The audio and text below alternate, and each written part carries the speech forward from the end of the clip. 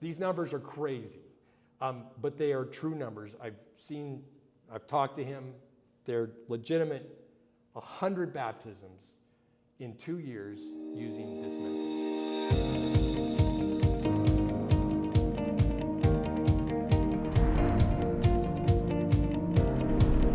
Hello and welcome to the Propel podcast, inspiration and innovation to grow your church. I'm your host, Larry Witzel. If God has given you big dreams for growing his kingdom, then this is the podcast for you. Our goal is to offer practical training for effective evangelism in the Seventh-day Adventist ministry context, but we know that the principles we talk about here are applicable in many other churches as well. So wherever you're doing ministry, welcome to the Propel podcast. If you've been enjoying this content, then you don't want to miss the 2025 Propel Conference coming in just a few months. It's happening April 27 to 30 in Puyallup, Washington. This event is a powerful opportunity to discover new perspectives on ministry, gain some fresh insights, and connect with church leaders who share your passion for growth and evangelism. The nearest airport is Seattle-Tacoma International, or SeaTac, and you can find all the hotel details on our website. Early bird registration is open now at propelconference.org. So don't wait. We'd love to see you there. Register now at propelconference.org. Today's episode has another one of those awkward introductions because the speaker is me. Again, my name is Larry Witzel, and in my day job, I'm the founder and president of Sermon View, and I'm also the director of the Propel Conference. And because I don't have enough to do, I'm also working on my PhD at Liberty University, where I'm researching how pastors use parasocial relationships online for evangelism. My passion lies at the intersection of technology, marketing, and ministry. And at Sermon View, we've spent almost 2 decades helping churches with digital evangelism and community connection, managing nearly 7,500 marketing campaigns for 2,500 churches across North America. In this presentation, I explain how to use digital tools to build meaningful in-person connections in church communities. There's a lot of digital marketing tactics here as I cover marketing funnels, social media, targeted ads, and follow-up strategies. I also highlight some success stories of pastors who've grown their churches and strengthened connections through these methods. And we'll get to that presentation in just a moment. Before we begin, though, I want to thank the North Pacific Union Conference of Seventh-day Adventists for sponsoring this episode. The North Pacific Union is a thriving faith community in the Pacific Northwest that's transforming lives with a message of hope and wholeness. With over 500 Adventist churches, more than 100 schools, and over 100,000 members from diverse backgrounds, they are at the heart of spiritual growth and education in the region. From dynamic youth programs to impactful community services, the North Pacific Union is where ministry meets mission. Discover events and opportunities designed to inspire, connect, and empower your faith journey. Experience the love of Christ in action and find your place in their mission to reach everyone. You can visit npuc.org to find out more. That's npuc.org. All right, here's my presentation from the Evangelism Tech Breakout Track at the 2024 Propel Conference. The title, Church Marketing Funnels for Digital Evangelism. Before we get into what a funnel is, and how it's used in e-commerce, let's talk about our goal for using the tool. Our goal is in-person relationship. We want people to connect with your church in a physically present way. Your church offers connection to a spiritual community. It offers relationships with other believers. God created humans with the innate need to belong and the innate need to be part of community. And church exists to fulfill this fundamental need to belong. So social creatures. And though, of course, church has a theological component with a vertical relationship with God, like I mentioned, church is fundamentally a social experience with these horizontal relationships between humans. And the most powerful social relationships exist when people are physically present with each other. That's why we don't do the Propel Conference as a digital event. We don't even offer streaming. We want you to be here because the connections that you make with each other is in a lot of ways more important than just the information. You know, we make this available as a podcast later on. We got the videos up at Adventist Learning Community.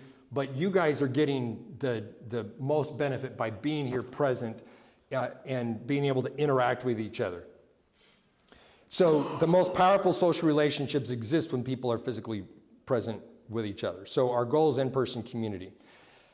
People today, especially younger generations, live a lot of their lives in the digital space. And research is showing that this digital engagement is actually driving anxiety, social anxiety, loneliness, depression. People today crave in-person experiences and real life-giving community. And we're going to use digital communication technologies to reach people where they are online. But our goal is to progressively move them toward an in-person relationship. The digital transformation we talked about this morning allows us to accelerate this relationship building through digital media and allows us to break through that social anxiety to connect with people right where they're at. It allows us to get out of the church building and begin developing relationships with people in the community. So when the time is right, we can invite these people to an in-person experience where that relationship can be deepened. So our goal is in-person, face-to-face interactions with you and other church members. Does that make sense? Yes. Now, a funnel breaks down a big, high-friction decision into smaller, low-friction steps. Our goal is in-person relationship, right? But the social anxiety, asking someone to walk through the doors of a church that they've never been to, filled with people that they don't know, that's a big ask. So we break down that ask into smaller, low-friction steps. Let me give you an example. Imagine that your doorbell rings, and you open the door, and there's a guy wearing a blue Best Buy shirt. All right. And he says, "Hi, I'm from Best Buy. I was wondering if you'd be willing to give me your financial information and commit to spending $3,500 a year and let us track all your electronic purchases so we can sell you more stuff that you don't need." What would you say? No. Go. Maybe you wouldn't say anything. You would just close the door, or, that's a big ask. And you'll just laugh and close the door. But that's not what Best Buy does, right? They start by simply raising awareness of their existence. A few years ago, I moved into a new house, and Best Buy sent me a coupon. They bought a list of new movers. They sent out a mailing offering $50 off any purchase of $250 or more. The mailer made me aware of Best Buy.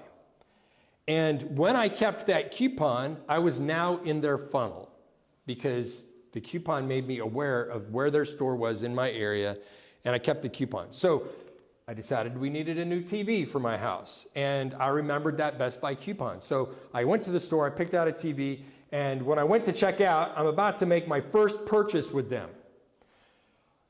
But they don't just want me to be a one-time buyer, they want me to be a repeat customer. So when I was checking out, they asked if I wanted to join the rewards program. And they offered me double points on this particular purchase. And so if I do that, I get $40 off some future purchase just by signing up. So sounded like a good deal. I gave them my email address and phone number, and I signed up for the rewards program. Now that they had my information, they started sending me messages about new products and great deals. And they kept reminding me, hey, you got that $40 certificate. And one day I saw that they're having a sale on an Apple TV device. And so I went down and I bought one. So now I'm a repeat customer. But Best Buy is not satisfied with me being a repeat customer. They want me to be more than a repeat customer. So when I was checking out, they offered me a Best Buy credit card. And they said, we'll give you an extra 6% cash back in certificates, plus if you do it now, we'll give you 20% off right now off your purchase. And so with all the certificates and extra discount, my $200 Apple TV only cost me $120. So I signed up. And then they emailed and they pointed out that I was only $200 away from becoming a Best Buy Elite member. And if I do that, I'll get free shipping and I'll get an extra 25% bonus points. And so then the next time I needed to buy a hard drive, I didn't even look on Amazon. I just went to Best Buy and I bought it. Each time I responded, they offered a little more, they asked a little more, and before I knew it, I'd given them my financial information, I was letting them track all my purchases, and I was buying everything I could at Best Buy to meet my $3,500 spending level to maintain my Elite Plus benefits, right? I literally bought a gas grill for my backyard from Best Buy because I wanted to get my $3,500 for the year in order to maintain my benefits. I bought kitchen cookware from Best Buy.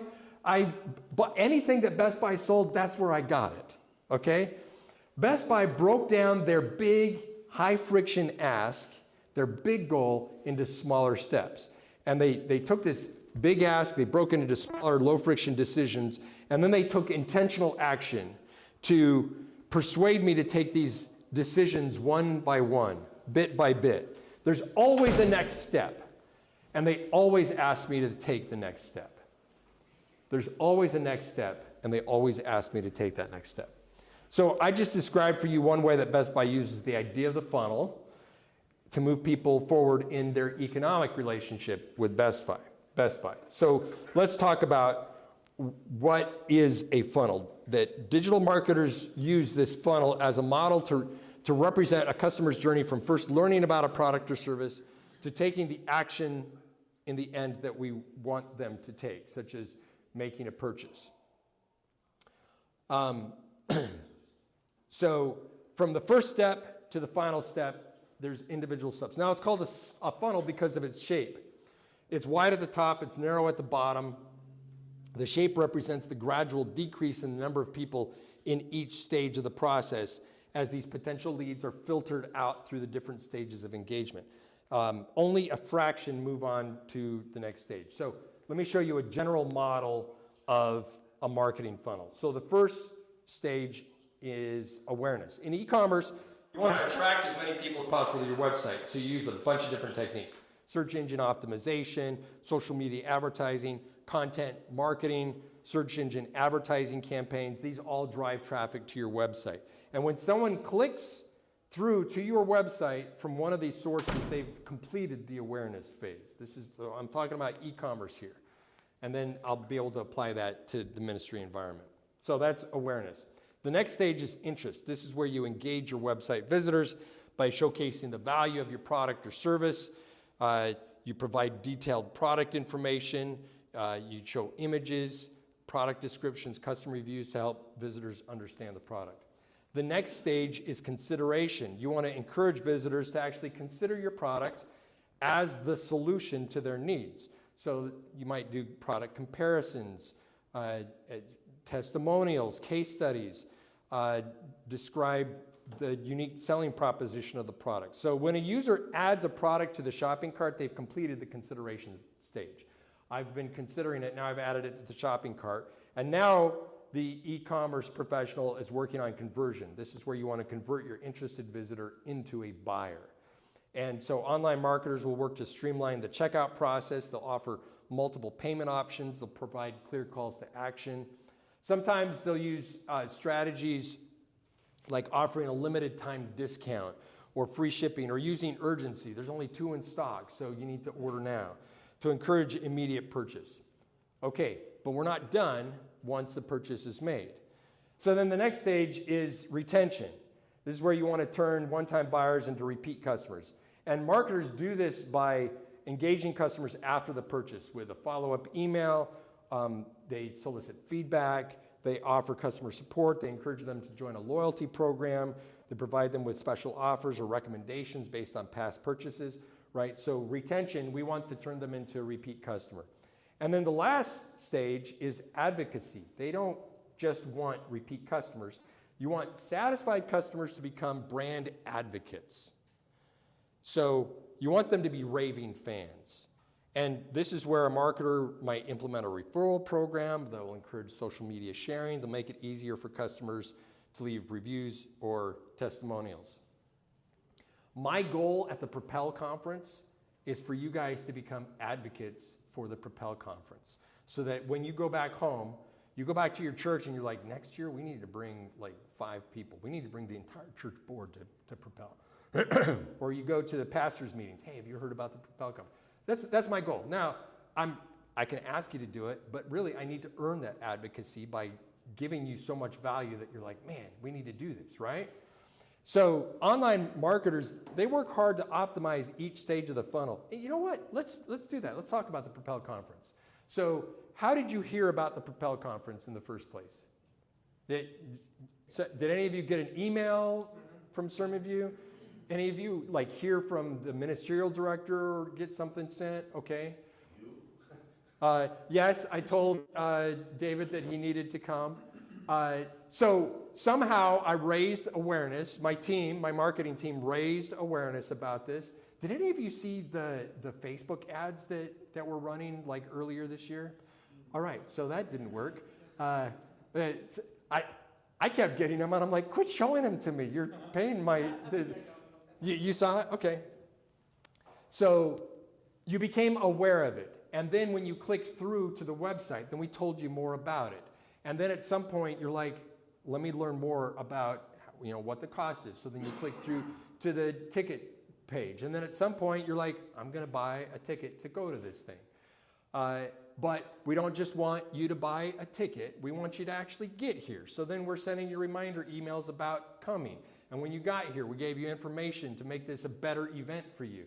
And in the end, I'm going to be asking you to become advocates for this, right? So that's the funnel that we went through, literally the funnel that we designed for the Propel conference. So we work as online marketers, we work to optimize each stage of the funnel. We want to guide potential customers through their buying journey in order to get higher conversion rates and higher customer loyalty. The funnel not only helps us in targeting the right audience with the right message at the right time, but also in allocating marketing resources effectively. So for example, if we see that there's a big drop-off between the consideration and the conversion stages, then we can look at what's going on. And in this case, we can make it easier to help potential customers add the product to their shopping cart, right? Okay. So today, the top funnel experts say that you want to be tightly focused on a single product or service with your funnel. So if someone searches for a webcam, for example, they should come to a landing page specifically about a webcam that you offer. You want to help them focus on that single product that they were looking for. And ideally, you want to avoid distractions by removing the links to other parts of your website. Okay, let me give you an example. Here is an ad in my Facebook feed from a webcam. It's for a webcam from a company called Eye Contact Camera. Now, it's a webcam that actually puts the camera down into the middle of the screen, so that way when you're looking at the screen, you're actually looking into the camera. And this particular one, it's a 4K version of it, so it's better quality camera. And when I get this, I'm in the awareness stage. I'm being introduced to this for the first time. And it looked interesting. I wanted to learn more about it, so then I clicked this button. And when I clicked it, it went to the website where I can learn more about the camera. Now I'm in the interest stage, and they've given me information about the value proposition. Does this make sense? So the camera's like dropped down onto the screen. So when you're looking at the screen, you're looking at the camera, because eye contact is actually really important in building a parasocial relationship. So as I learn more about it, I move from the interest to the consideration stage, and then I'm thinking about buying the camera. And then when I click the add to cart button, now I'm in the conversion stage. They do things to help me complete the checkout process and actually make the purchase.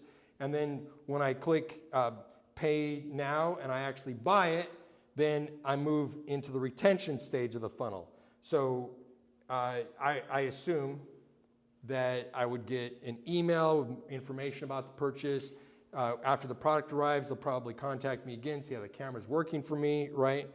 Now, this particular product may not have a repeat customer kind of a component, although if you had the previous model, now there's a new model, so asking people to buy that. But more importantly, advocacy, to be able to tell people, hey, this is an amazing camera, right? So these are all things that this company is going to be doing.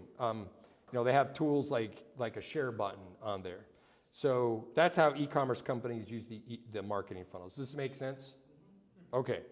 So before we talk about how to apply this online funnel to local church evangelism, I just want to briefly look at the psychology of funnels. In my PhD studies, I ran across work by Dr. Robert Cialdini. He's an American psychologist. He developed a framework for understanding how to influence people to take a specific action. And he described 6 different principles for influence. We're not going to talk about all of them, but this book, Influence, it's a New York Times bestseller. I have it on my bookshelf. I look at it frequently. There are two principles specifically I want to focus on. The first he calls reciprocity. And this suggests that when someone is given something of value, then they want to return something of equivalent value. Reciprocity. People don't like gifts. When you give something to someone, they feel like they need to return something of equivalent value. And this is why people are less likely to ask you, like in like personal evangelism, they're less likely to ask you to help them with something like in the garage, or they won't ask to borrow a tool. But when you ask to borrow a tool, they're more than happy to connect with you and loan you or help you move the couch or whatever, because now they feel like you're going to be giving them something of equivalent value. But they're not going to ask for help because then they're in debt to you. But they're happy for you to get put into debt to them. That's the idea of reciprocity, okay?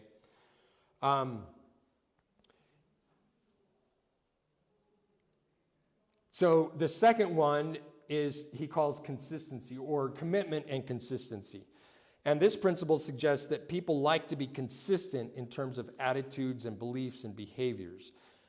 It's something similar to the idea of cognitive dissonance, but it's flipped around, where you want to maintain cognitive agreement. So here's the key. If you ask someone to take an action that is consistent with established behaviors, with what they've done in the past, then they're more likely to do what you ask. And if the individual has voluntarily and publicly declared a commitment to something, they're more likely to follow through. That's the psychological principle of commitment and consistency. This is one of the reasons why when we ask someone to make a decision for baptism, would you like to be baptized? We want them to do it publicly, because now this idea of commitment, they've made a public commitment, they're more likely to follow through with it. Now, the social anxiety side of it, you may not want them to expose themselves to everybody, but if the ask is here, that's where you can break down a high friction ask into lower friction steps, right? But this idea of if I voluntarily and publicly declare a commitment to something, then I'm more likely to follow through. And once people make that commitment, they are likely to go through with it in order to maintain a self-image of consistency and reliability. So in the context of online marketing funnels, this principle can be leveraged to guide potential customers from initial interest to final purchase and beyond. So that's the idea of commitment and consistency. Does that make sense? So the funnel is, we have these individual steps, and the more times they agree to something, they're building up their self-image of, this is what I do. So then when you get to the big ask, it just makes sense that they're gonna say yes to that. So just as an example with this idea of commitment and consistency, at the awareness stage, you want to ask for a low-risk, non-binding commitment, like signing up for a newsletter that they could unsubscribe from, or following a social media account that they could unfollow, or download a free book. These are small commitments that are designed to start building the relationship. And when someone takes this initial step, they begin to see themselves as someone who's interested in your brand or your product, and that sets the stage for further engagement. As potential customers move through the interest and the consideration stages of the funnel, they're encouraged to make more significant commitments. This could be engaging with content, participating in a free trial, maybe adding items to the cart. Each step is designed to reinforce the customer's self-image as someone who's interested in and supportive of this brand. People are more likely to continue a behavior if they see that it is consistent with their self-image and their past actions. People want to be consistent. And at the conversion stage, the potential customer is asked to make a more significant commitment, actually making the purchase. And if the previous stages have effectively reinforced the customer's commitment, then making a purchase is just a natural next step in maintaining this consistent behavior. So they used techniques like highlighting a customer's previous choices, like you've already chosen the perfect color. you're just one step away from enjoying your new products, that type of thing, okay? And then after the purchase, the focus shifts to retaining the customer and encouraging them to then advocate for the brand. Customers who've made a purchase are reminded of their positive choice. They're encouraged to remain consistent with that choice by either repurchasing or subscribing or recommending the brand to others. So this is where testimonials and loyalty programs and referral incentives can play a significant role at this stage. So you can see the psychological principle of consistency is the basis for effective funnels. Small commitments lead toward bigger commitments, which ultimately lead to a purchase and then toward advocacy for the brand. Does that make sense? Okay. So, how does a church use this concept of a marketing funnel? Well, if you have spent any time around Adventist evangelism, you know that we already use these principles in evangelism, right? An evangelistic series is essentially an evangelistic funnel, as we move people through a sequence of decisions until it's easy for them to say, yes, I want to be a member of the remnant church, right? So, one of the first nights, would you like to say yes to Jesus? Do you believe the Bible, that the Bible is the Word of God? And do you want your beliefs to follow the Bible?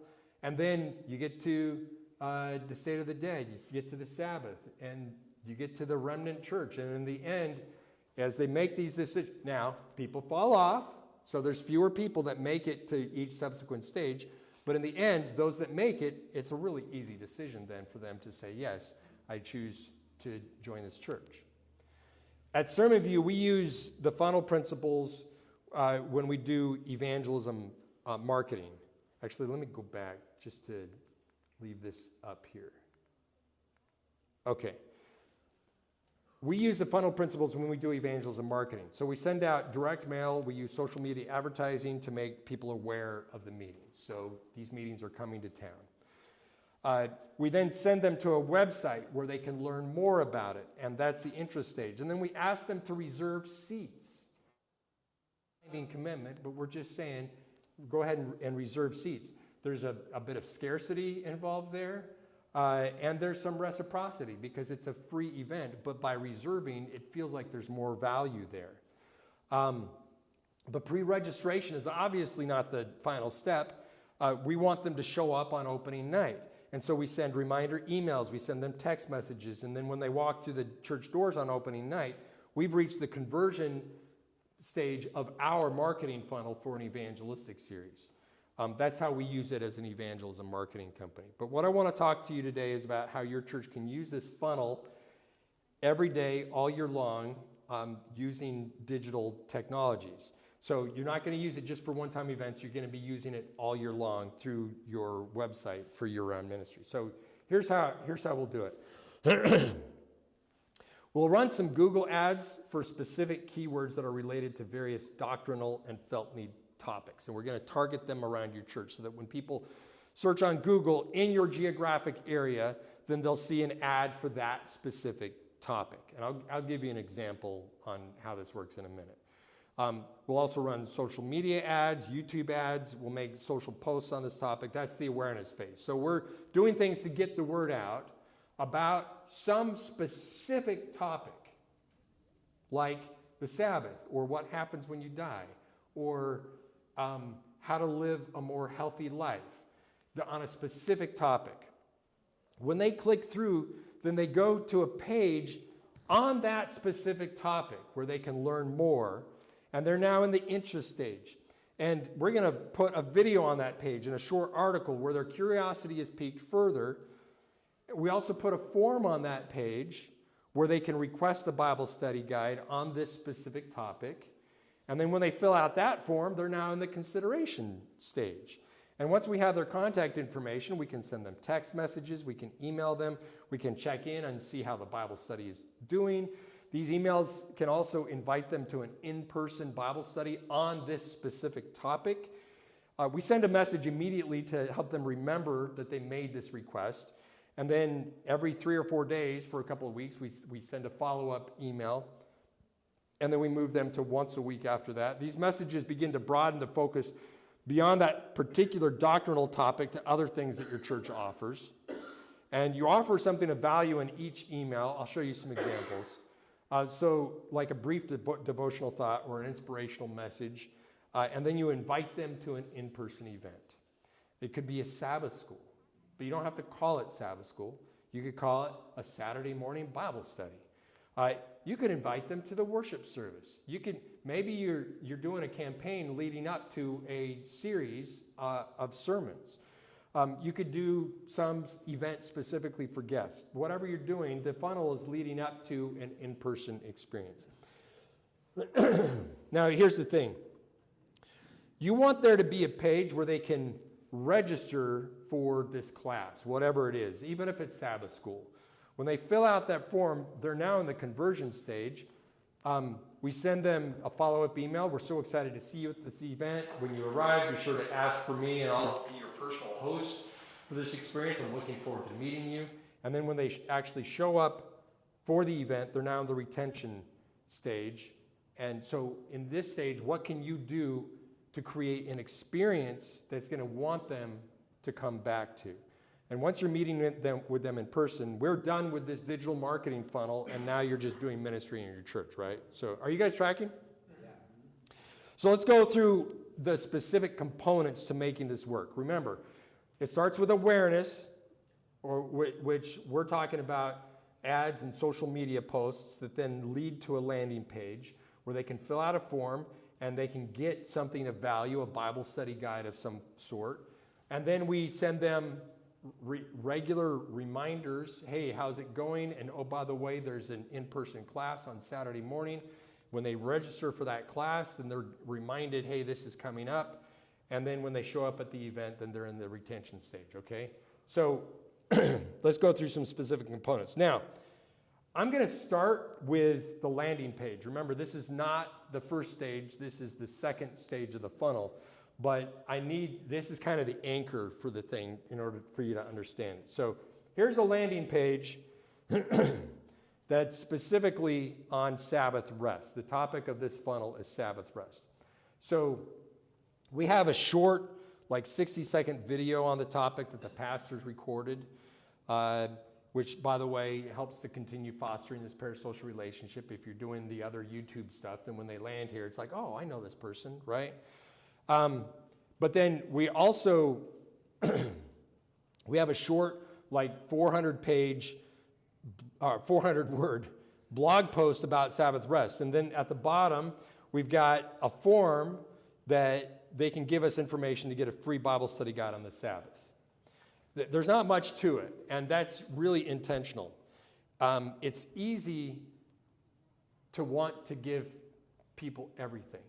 But in a funnel, you don't want to do that. You want to give them exactly what they're looking for, nothing more and nothing less, and then give them in fact, you don't want to give them everything because you want their interest to be piqued, so that way they will request this Bible study guide, so that way you can collect their information and begin hitting them through some perhaps automated emails, automated text, right? So, so we've got this form for giving us information to get a free Bible study guide. We don't share the entire 20th fundamental belief on the Sabbath. It's very focused on the felt need of rest. They feel the need for rest.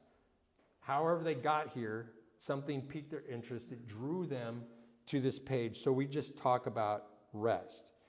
And then when they contact you, then they can learn more. So how do people get to this page? This is where social posts and advertising come in. So first of all, you should be running Google ads for Sabbath-related keywords. So if somebody searches for Sabbath in Google, then this ad appears. And only if they search within your geographic area will this ad appear. And then when they click on it, it goes to the landing page on the Sabbath. And these ads are really inexpensive. And in fact, as a nonprofit, there are some cases where you can get these ads for free. Now, another thing that you can do is run Facebook and Instagram advertising. So then when you click the link on this ad, it takes you to that landing page. Now, you're not going to run these ads year round. The Google advertising, you want that to constantly be running, because when somebody searches, they're looking, you want to be ready and send them to this. These ads, you only want to run for like 3 or 4 weeks, and then change the topic to something else, and then change the topic to something else. And so if you have like 6 topics, you run each one for a month, and then you give 5 months off for that topic, and then so you cycle through these 6 things twice a year. Here's an example of this Facebook ad on the Sabbath. Another way that you can raise awareness is if you're doing YouTube advertising. We talked this morning about this YouTube program where you run ads with spiritual topic content. So if you're doing this, I would do a sequence of 4 videos on Sabbath rest and tell people, hey, I've got this Bible study guide. If you'd like to learn more, send them to the page. They can request more information there. And then finally, you can also do social posts on the topic. Now, the issue with social posts is that the algorithm is going to tend to send it to people who are already your followers. So if you're going to be making posts on your social page anyway, it's not a bad idea to do this, to include this in your sequence, but you're not going to get very much exposure from organic social posts, but it also doesn't cost you anything, so it doesn't hurt to do it. So every week you might do a social post on Sabbath rest, and again, if you have these 6 topics, you could do a post on one topic on Monday, another one on Wednesday, another one on Friday, and then the following week you do the other 3 topics, and so every 2 weeks you're just cycling through these organic posts. Okay, that allows you to hit every topic every 2 weeks. Okay, so let's say that someone saw the ad or social post, they came to the landing page and they requested your offer. Then how do you follow up? So first of all, when someone requests the Bible study from the landing page, they should get an email or a text message immediately. So if they request it, they should get an immediate email and an immediate text that just says, hey, we're so excited to provide this Bible study guide. We hope that you're going to be blessed. In that message, you might also mention prayer, something like, by the way, we'd love to pray for you. Is there something specific that you have need of? Just reply to this message and let us know. You're beginning to foster more of a two-way conversation then. 3 days later, another email, another message should automatically go out. Just wanted to check in and see how the Bible study was. Let us know if you have any questions. By the way, we have an in-person Bible study that is happening this Saturday morning at 10 o'clock. We'd love for you to join us. We're going to be digging deeper into the Bible topic of the Sabbath.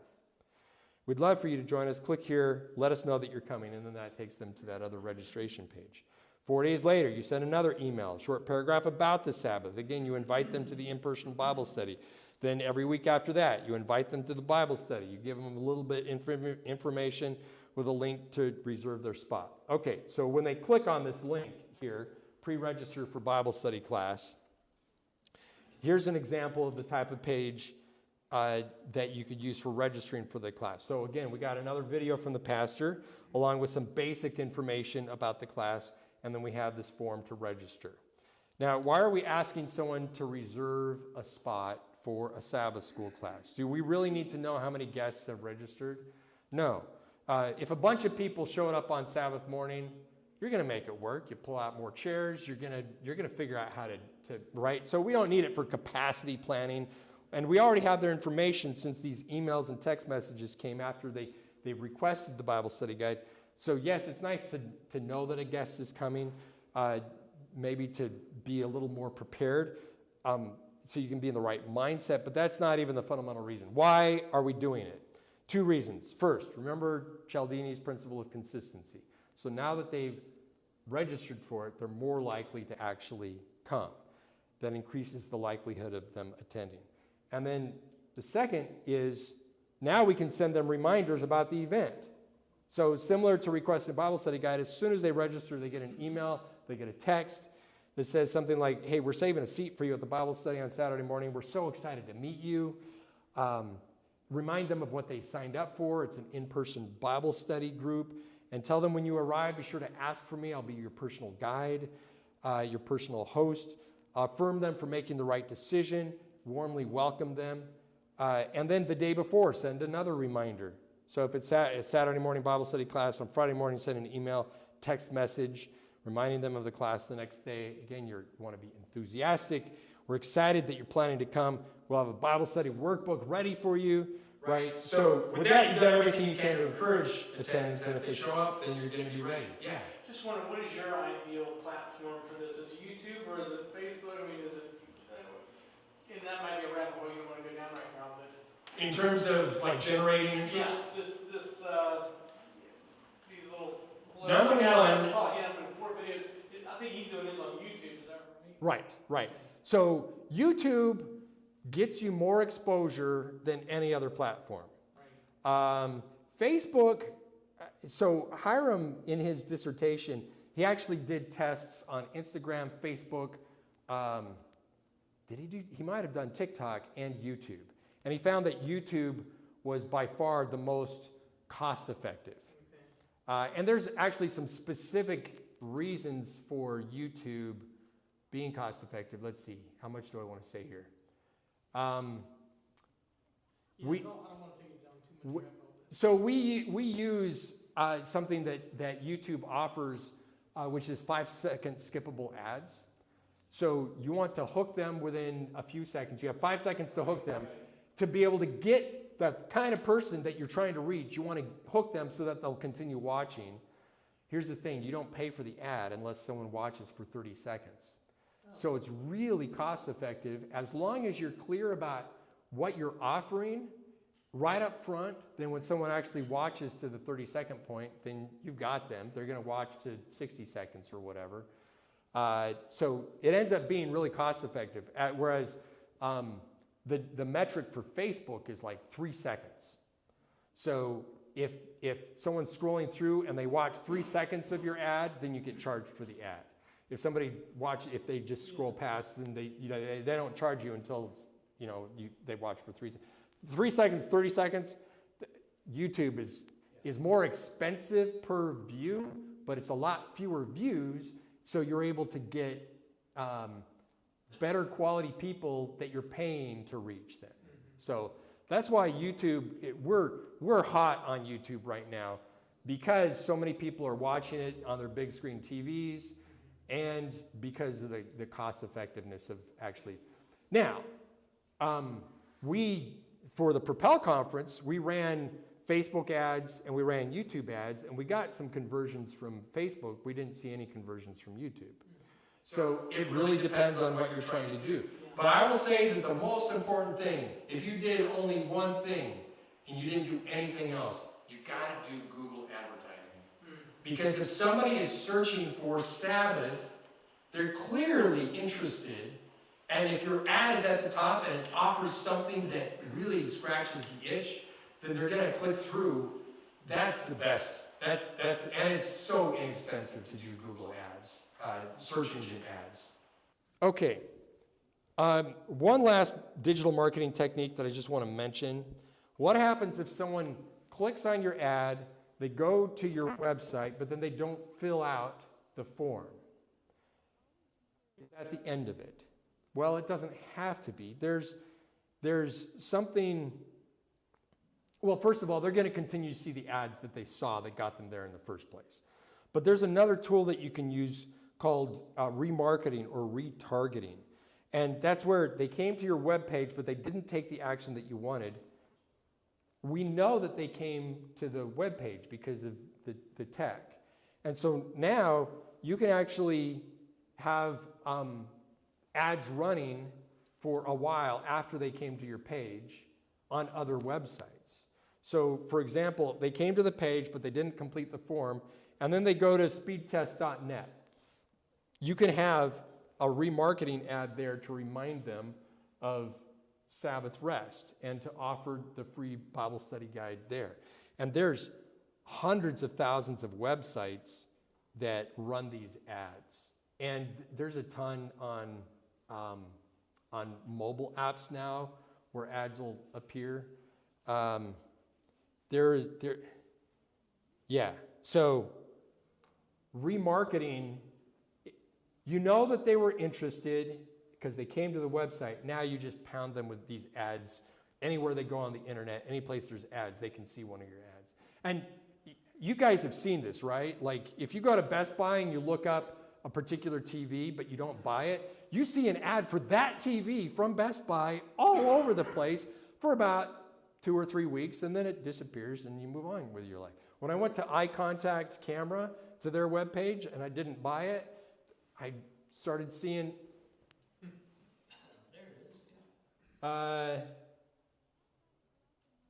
yeah, it wouldn't have surprised me if one of the ads was for Eye Contact Camera. But yeah, that's the idea. Remarketing. They came to the page. They didn't complete the action you wanted them, so now you're just going to pound them with ads wherever they go on the internet.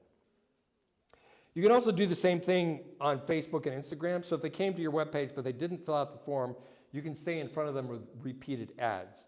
So you can set it so this ad gets displayed more often because they came to your webpage. We can be hitting them with this ad more frequently to try to get them to take the action. You can also change the advertising to invite them to an in-person Bible study after they've completed the form. So they've completed the form and now they're seeing ads for this in-person Bible study that, wherever they go. Since that's the next step in the funnel, you can stay in front of them with that offer using these tools. Okay, so that's how we would use online funnels at your church. Does that make sense? Okay, does anybody have any questions? Yeah. Okay, so we focused on the Sabbath. Sure. And I want to have a series, in evangelism. We have like all these topics we want to talk about. Right. Whatever. Right. But I'm sensing from this strategy here that you really only want to focus on one particular topic. So my question is do you create separate landing pages? Okay, and then Yes. follow this whole Yep. strategy for Yep. every separate. Yep. Okay. Yep. Okay. So well, I'll talk about it more in a few minutes, but Sermon View's been working with churches to be able to set this up for them. And as part of our program, we do 6 topics. And we'll work with you. We have some suggested topics. You should do Sabbath rest. You should do what happens when you die. You should do something about the state of the world and the second coming of Jesus. You should probably do something on healthy living and how to, maybe blue zone something, right? So we have 6 topics that we recommend. We actually spent about an hour with my team just talking through, okay, what would be the ideal 6 topics for a Seventh-day Adventist church to be doing like repetitively all the time. So we have that list. But if you have a community services center and you're looking for volunteers, you could talk about the power of volunteerism and how great it is when you give of yourself in this way. And hey, we have an opportunity for you to be serving your community or whatever. So if you have, we actually worked with a church that did a social media ad for Pathfinders, a social media campaign for Pathfinders, because 80% of the Pathfinders in their club were not Adventist. And it became this huge evangelistic tool for that particular church. And so we did a social media campaign for Pathfinders. And again, you're not using, we use the word Pathfinders because that's the brand, but we're describing what it is and, how it's this club, it's a co-educational and, you learn outdoor skills and all this stuff, right?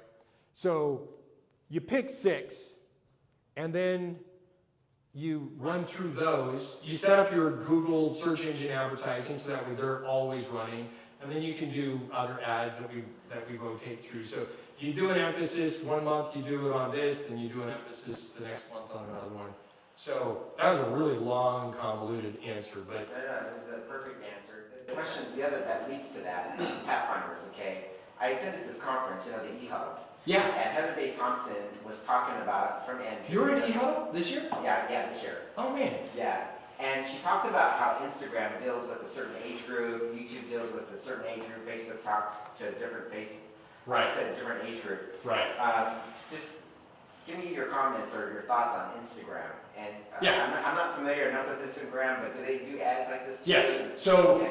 So the company is now called Meta, and Meta ads you can set it up so that it's the same advertising platform, and you can say, I want to run it on Facebook and I want to run it on Instagram. And they also own WhatsApp, and they own a couple other things as well. But Facebook and Instagram, now again, they're different audiences, right? So you need to decide what's going to be you're right. So for the Pathfinder ones, you want to be reaching the parents of Pathfinder aged kids, right? Well, those are going to tend to be millennials. They're all on Instagram. So, Facebook is at this point for old people. I don't know anybody under the age of 30 that even has a Facebook account at this point. But on my personal posts, I get a ton of engagement from Facebook, right? But I also get a ton of engagement on Instagram, and by a ton, it's like somebody liked it. But it's a different demographic, There's our youth pastor from my church, Rachel. I paid for her to come to the conference. I gave her a ticket, and she's on Instagram all the time. She doesn't even have a Facebook account. And my pastor, Jose St. Fard, who's speaking tonight, he's on Instagram all the time. But he's, again, younger, more energetic guy.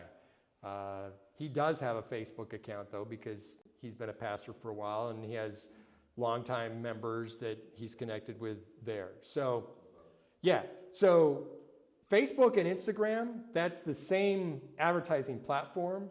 So when we run ads for events, we run them on both Facebook and Instagram. Okay. Same material, same video. Just Yeah. put it out there. Yeah. How do you do the remarketing, repeated ads? Is there a company that does this for you, or like how? It's the same platform. So you just so Facebook and Instagram. Okay, gotcha. Okay, and for all this stuff, you can totally geek out. There's online courses on how to do YouTube advertising, how to do Facebook and Instagram advertising, how to do remarketing, how to do search engine advertising.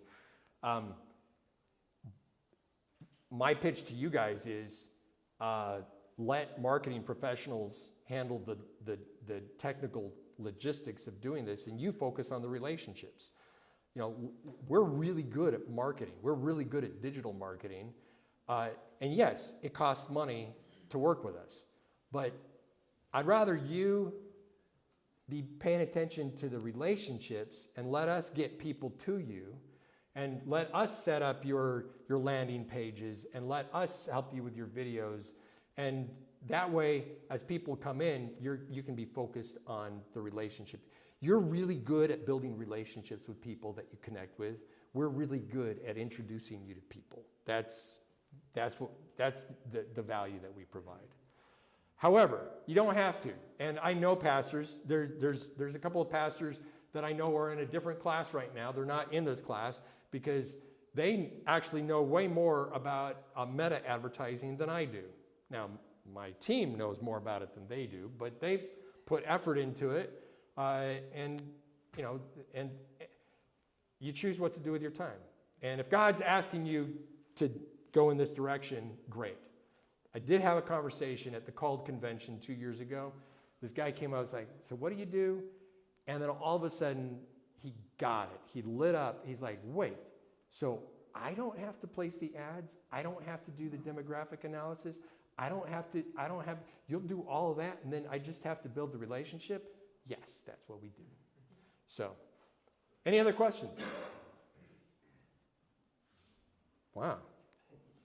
You guys are easy. Excuse me, what about landing pages? Because you say that we need to set up a bunch of landing pages. Mm-hmm. So every church has a website. Every Adventist church has a website. If you're using like the default one, then you want to get the Adventist Church Connect, like 3.0 or whatever it's called, so that way you have control over the forms, and then create individual landing pages with the form on there for each one. Yeah. So. I also noticed today in your presentation, which was outstanding, I had 3 things I need to check off coming to this conference, and you checked off box 1, is how to make that crossover from the world of digital Yeah. to the personal. Yeah. I mean, you know, that's still kind of like, we're still trying to figure it out as a church, and in my church, we're still trying to figure that out too. But I noticed you used a tool that I thought was excellent, and that was your QR code.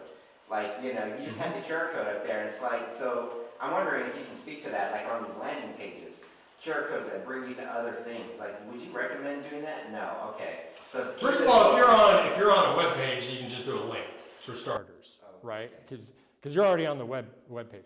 You put a QR code someplace where it's not a clickable link. So like on the slide, well, and when we get to the end, you'll see it on here as well to be able to download the slides. QR code so that way you can get online to a specific page. So like on a flyer. Right, you put it on a flyer. Right, so that, and that's another way. You could literally get 4x6 cards and like put them at people's doors, like interested in Sabbath rest. You know, here's a QR code to go to the landing page, right? I don't know that that's a very good idea, but there are some people that feel called to go door to door. Great, you could do that. In a literature rack, if you've got a Signs of the Times rack in area businesses, you could create a card that actually takes them to your page as opposed to sending them to, you know, wherever, Discover Bible School or whatever. So would you use that tool in like these quick 3 to 5 second little ads on Instagram or Facebook, where, you know, it just flashes there. You want to learn more about how to get rest, click on this, boom, and it's there. They can freeze it, take a snapshot. Like, is that a good idea? Well, again, if they're on Facebook or Instagram, you can have a button, anyways. right, Okay. that'll take you there. And what we found, so the optimal ad length on YouTube is about 60 seconds. So Hiram Rester, in his presentation this afternoon, he's going to talk about what he's been doing with YouTube. And he does anywhere from 30 to 90 seconds, but 60 seconds is about the sweet spot. There's precipitous drop-off in viewership after about 90 seconds. Between 75 and 90, there's a large drop-off. So really, you aim for 60 seconds. If you go a little bit long, great. Facebook and Instagram, 15 seconds. You want your ads to be 15 seconds or less. It's just a much higher pace. Again, if someone's sitting on the couch and they're watching YouTube and you know they're watching the video and then your ad pops up, they're in more of a relaxed receiving mentality, so you don't need to be as quick. I mean, certainly you could if you don't want it to drag, but if somebody's scrolling, they're more active, and you got to be faster with these guys. And like with TikTok, I have yet to see TikTok used effectively in this model, because with TikTok, those videos are so short and so mind-numbing that you end up in this trance as you're like going to the next video, and I haven't seen anybody do anything that can actually break through out of that trance to get them to actually take an action. So, I mean, but on the other hand, people are on TikTok and they need Jesus, and Jesus said to go into all the world, and that means being on TikTok. So somebody needs to figure it out, but not me today. Maybe just a TikTok video instead of an ad. Yeah, I mean, yeah, it's like where you can Something like 3 seconds or something. yeah, TikTok. yeah. So, okay, any other questions? I want to go on to really the most important question. Anybody know what the most important question is that nobody's asked? I'll give you a hint. Is this actually effective? So at a theoretical level, you're going, yeah, that makes sense. Okay, yeah, that makes sense. So, but does it actually work? Is it proven? So let me tell you about 2 pastors. The first one is Dr. Roscoe Shields. He implemented a funnel program at the Sharon Church just across the Columbia River here in Portland. Amazing success. He ran ads on Facebook and Instagram. It took them to a landing page where people could request what he called a life blueprint on some specific topic. He did this on Sabbath rest. He did it on personal finance. He did one on loneliness, several topics that he did. And when someone requested the blueprint, it triggered a sequence of communication, so texts and emails, that gradually led them to inviting an invitation to a Zoom Bible study class. And then in the Zoom class, he invited people to an in-person class on Saturday morning. So he put an extra step in that funnel because a Zoom class is less friction than an in-person class.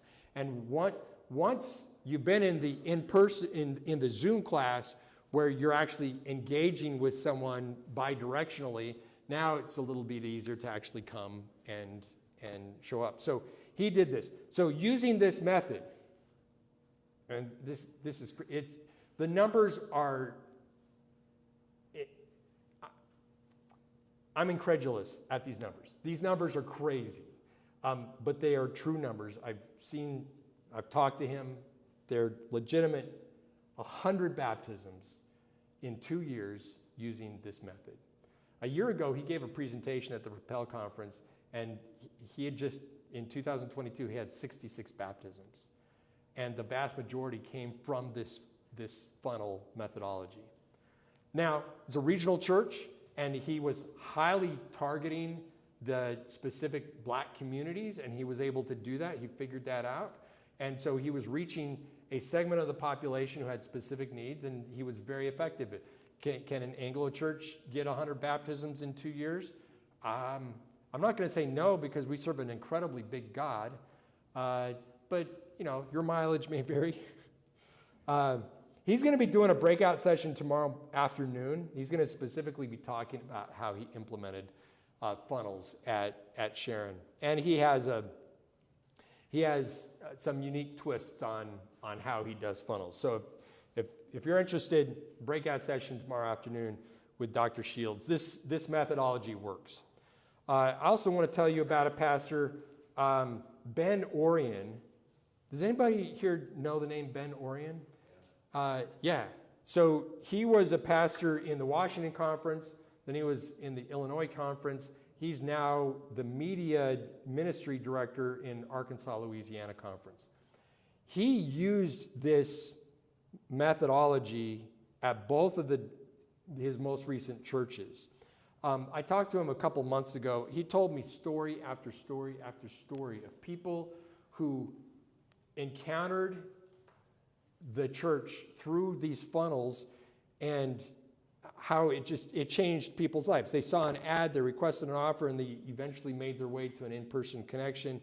And a lot of these are now like church leaders in those churches. I mean, again, a little incredulous at some of the stories that he's telling, but it actually makes sense because of the type of stuff that he's doing.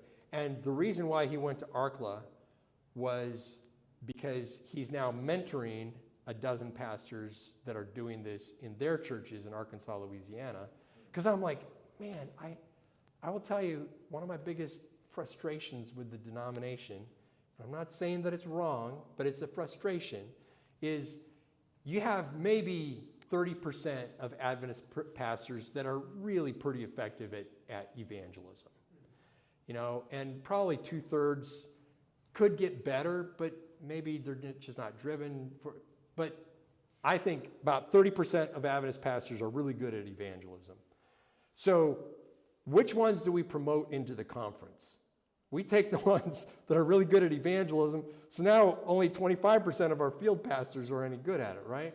So it frustrates me that we're taking people from the field and then putting them, you know, it's like executive secretary.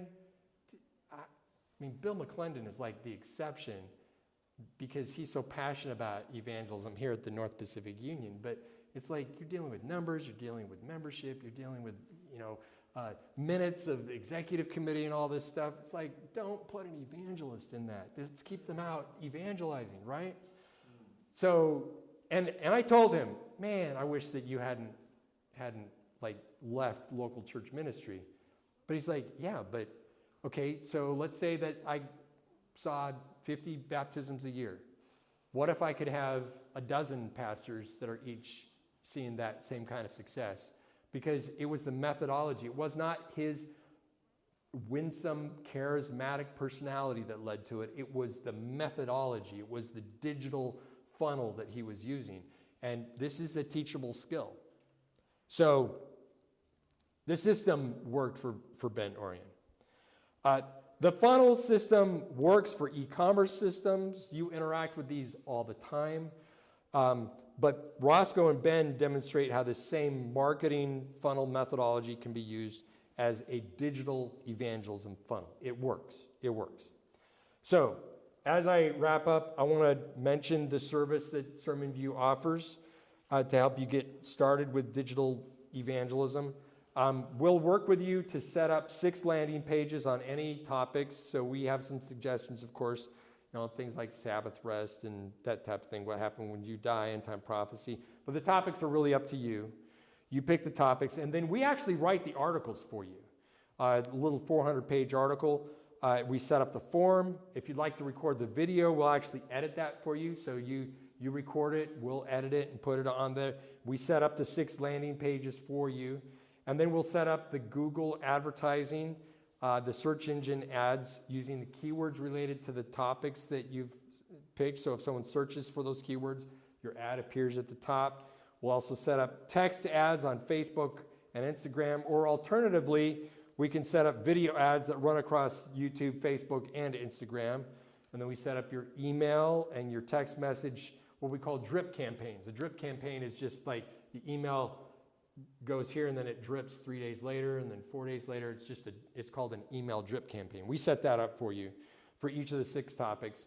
You get monthly marketing reports. And then also the way that we set it up, every response automatically flows into Interest Tracker, which is the online CRM for Adventist evangelism that we've developed. It's a really great program. I'm really excited about it. Sarah and Todd are both at the Sermon View booth. And there is a flyer that if you tell them that you were in this class, they will pull from down below a flyer on our church funnels. We don't have it just sitting out because it's a little complicated. But you guys have an understanding of it now. So if you're interested, talk to Sarah or Todd and say, hey, I was in Larry's church funnel class. What is this program? If you're interested, you're welcome to. You can also go to evangelismmarketing.com/digital evangelism funnels to get more information. evangelismmarketing.com/digital evangelism funnels. You can also call us 800-525-5791. All right. Look, it's an incredible opportunity that's in front of us. We live in a time when people are yearning for real relationships and spiritual meaning in their lives. But so many people feel isolated and alone. And digital technology in a lot of ways has just driven people apart. But we have an answer. We have the good news of the gospel. We have the promise of belonging. We have the joy of a spirit-filled community. And we can use these digital tools that have pushed people into loneliness and instead use them to reach them for Jesus. We can break through the screen and we can truly connect with the disconnected. That's the promise of digital evangelism funnels. We start by meeting people where they are online with messages of hope and belonging that resonate with their felt needs. And then step by step, with each click, with each form submission, we build a relationship. And we progressively deepen their interest and their commitment until in the end, we can warmly welcome them into our church family. Let's pray. Our Father in heaven, you are a big God, and you have big dreams for your church.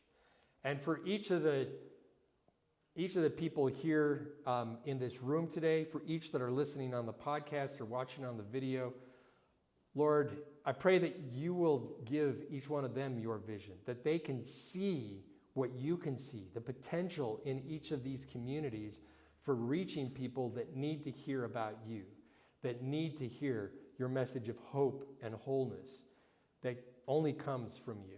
So, Lord, I pray that you will inspire us and propel us forward in this work of evangelism and church growth and in reaching the people in our community. And in the end, Lord, I just pray that it all results in a great harvest for your kingdom. I pray this in the name of Jesus. Amen. As I prepared this message, one thought kept standing out. People today are craving real connection. In our digital world, the goal isn't to keep interactions online, it's to guide people toward in-person relationships that reflect God's love. It's about making small intentional steps to make others feel valued. That's how we build trust and how we can show Christ's love in practical, meaningful ways. So, what stood out to you from this presentation? Take a moment to reflect on what you found most useful. What was the big idea for you? How could you apply it in your own ministry? Reflection is so valuable. So when this episode ends, I encourage you to pause for 5 or 10 minutes and let your mind explore the possibilities. A wandering mind can lead to some interesting insights and even breakthroughs. So I encourage you to take some time and reflection when we're done with the episode. Well, and that's it for this episode. We'd love to hear from you. You can send us an email at podcast@propelconference.org. And please mark your calendar for next year's Propel Conference coming to Puyallup, Washington, April 27 to 30, 2025. Early bird registration is now open at propelconference.org. Special thanks to the North Pacific Union of Seventh-day Adventists for sponsoring this episode. This has been the Propel Podcast, inspiration and innovation to grow your church. The podcast is produced by the Sermon View crew, and the event recording services were provided by Adventist Learning Community. I'm Larry Witzel, wishing you God's richest blessing in your evangelistic journey. Please join us again next time for another episode of the Propel Podcast.